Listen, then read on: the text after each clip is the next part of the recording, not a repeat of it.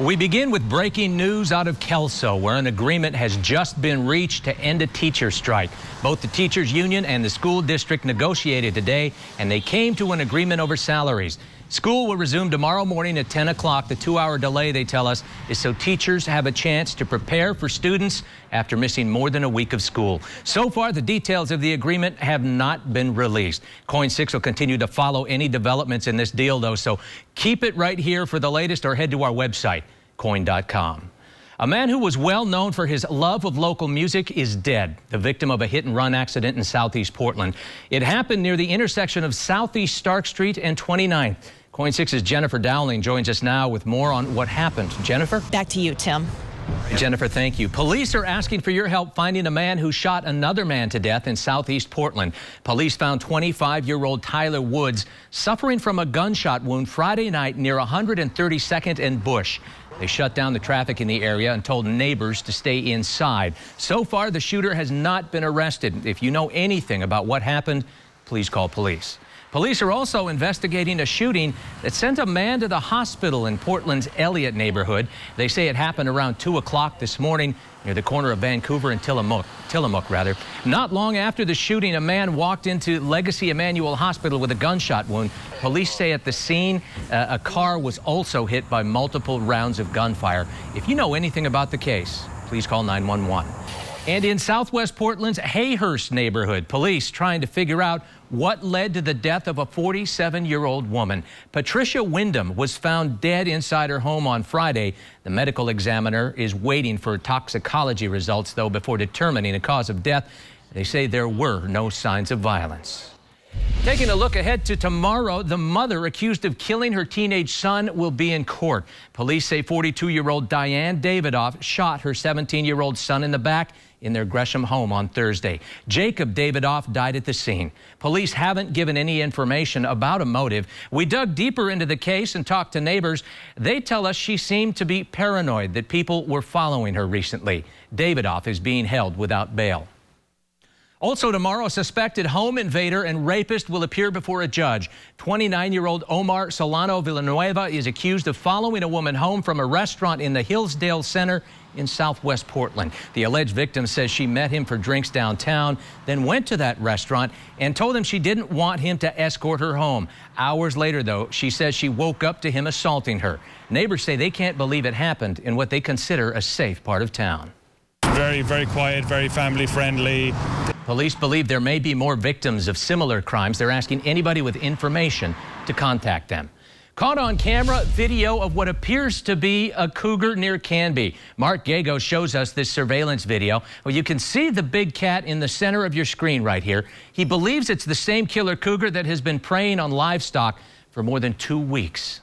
Well, so far, the cougar or cougars have attacked and killed more than a dozen animals, including goats, sheep, and even a llama. We've learned the U.S. Department of Agriculture has set 10 traps in the area to try and catch the big cat or cats. So far, no luck. By the way, we got this video from a KOIN 6 viewer. Remember, if you have video or a story you'd like to share with us, just send it to us at reportit@koin.com. All right, time for a first look at the weather with meteorologist Steve Pierce. Just a picture-perfect, gorgeous, crisp fall day today, wasn't it? I think you did great at just describing forecast. You want to stay tuned for it. All right, the summer that never leaves. Thanks, Steve. Across the Northwest, a Lane County deputy is recovering after getting shot by a suspect. The deputy was responding to a shots fired call Friday night in Cottage Grove. When they approached, deputies say Carlos Roa started firing shots at them. He's accused of shooting the 18-year veteran. The deputy is in stable condition. Roa is now in custody. Well, what happens when you put hundreds of firefighters in one building competing against each other to raise money for the Cystic Fibrosis Foundation? You're about to find out. Our very own Eileen Park was there from start to finish. Thank you, Eileen. This is the 7th year of that stair climb challenge. By the way, to date, they have raised almost $1 million.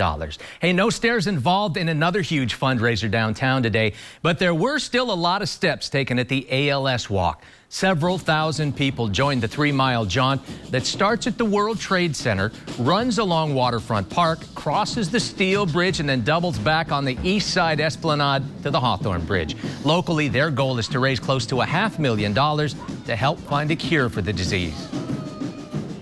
It's been been a good show the couple times I've done this the last 2 years, a good show up, so hopefully getting closer and closer each year. Since it began 15 years ago nationally, the ALS Walk has raised over $230 million. Coming up next, local high schoolers blessed by the Pope. Their trip to see the pontiff on his final day in the U.S. Plus, the head of the Republican leadership blasting false prophets in his own party. His big interview on CBS, and paying respects to American heroes. How a local group is giving back to National Guardsmen. Across America, on the final day of his U.S. visit, Pope Francis confronted one of the most controversial issues facing the church in America. He held a private, unannounced meeting this morning with 5 victims of clergy sex abuse that happened when they were children. Later, while speaking to bishops, the Pope promised to hold all sex abusers accountable. I remain overwhelmed with shame that men entrusted with the tender care of children violated these little ones and caused grievous harm. Francis also spent time Sunday with prison inmates, encouraging all of them to get their lives back on track. Pope Francis is currently on his way back to Rome. Also today, 6 students from Beaverton's Jesuit High School were there when the Pope finished up his Mass and full communion service to more than 1 million people. Our Alicia Esch now with more on their journey to see the Pope. Tim, IHEX News. What a wonderful experience for them. Thank you, Alicia. This morning, the head of the Republican leadership blasted what he calls the false prophets in his party. John Boehner gave his first interview since announcing his resignation to CBS's Face the Nation. He described the emotional decision to leave Congress at a time when the GOP has become increasingly divided. At times, some of his harshest criticism was aimed at not the Democrats, but at members of his own party.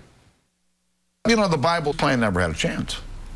Boehner also says that in the last month of his speakership, there will not be a government shutdown. Some more conservative members of the GOP have pushed for that in order to defund Planned Parenthood.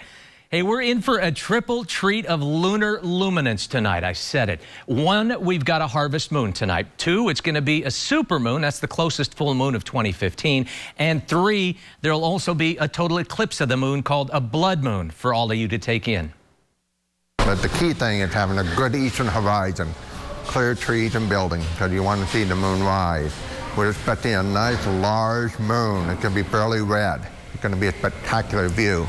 So you'll probably want to get your camera on to get a good snapshot of it. Well, that is Jim Todd there from OMSI. There's a big viewing party tonight. It is free at OMSI. It starts at 6:30, and it's going to be a marvelous night for a moon dance, isn't it? Yeah, it's going to be a warm, and I mean literally warm, surprise today for some Oregon National Guardsmen back home after deployment in Afghanistan. You think of us and the nation that you serve when you use your quilt, and I hug you. Thank you so much for your service. Thank you. And welcome home.